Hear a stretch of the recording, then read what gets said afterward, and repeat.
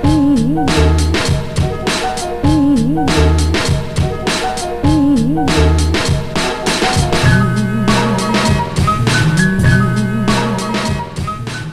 watching Cover to Cover, our guide to the Sikh and Punjabi books that you need to read. This week we're introducing Saffron's Salvation by Simarjit Kaur.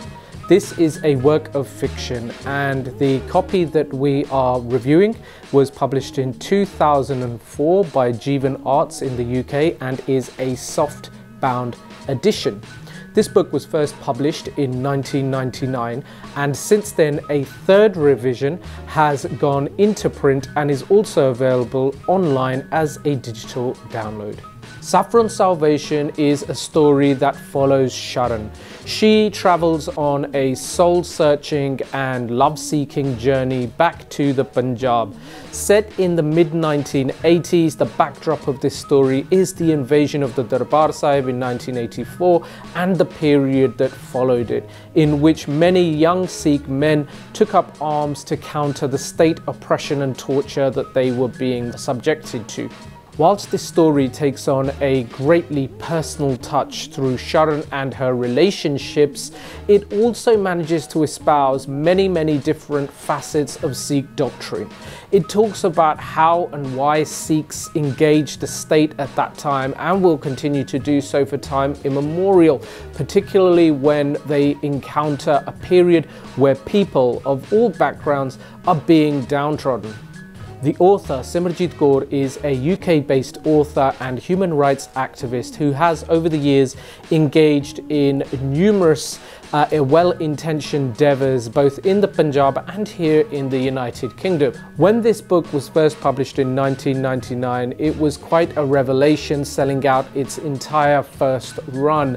And what the book managed to do was turn on its head for young Sikhs growing up in the West, how they could write their story through fiction, something that hitherto had only really been done by state actors or by people who had very little comprehension of the Sikh way of life, or were writing about a more generic South Asian or Indian experience. The author's work can be seen as quite unsubtle in how characters engage with one another, but that only goes on to complement the subject matter itself and, most importantly, represent quite adequately the starkness that was the time period of the 1980s and 1990s in Punjab. As well as telling this from the perspective of a love story, what you are really reading, if you read between the lines here, is the story of love that a Sikh has for the Guru and for realization of truth, and that ever-searching journey that we are all on to feel some sense of completement and attachment. Unlike many other works of fiction that you might pick up this summer, this work is split into numerous chapters of varying lengths. That does, however, make it quite easy for you to read through and to try to digest what it is that the author is expressing to you through the characters. It also makes this a wonderful piece of work for book clubs, and I am quite surprised when I come across many Sikhs, particularly those who engage with works of fiction or belong to book clubs, who have never even heard of this book, let alone actually engaged in reading it and discussing it with others. So those of you watching this who fit that bill, please make sure you look this up on Amazon, where it is available as a digital download, and take it to your book clubs today. In a nutshell, Simarjit Kaur's Saffron's Salvation has to be on every single bookshelf of any Sikh person who considers themselves a fan of fictional literature.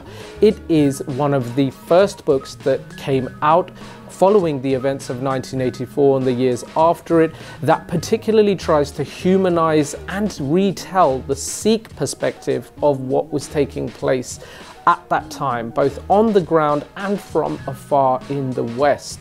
This is a story that you might not find being at the top of your list of reads when it comes to the manner of literary devices being used or the complexity of characters, but what it did for the time period that it was published in has pretty much spawned a huge industry of writers, of which I include myself as one.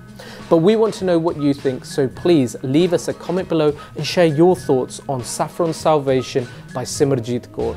Join us again here on the Naujawani YouTube channel. Make sure you subscribe so you don't miss another edition of Cover to Cover, our guide to the Sikh and Punjabi books that you need to read.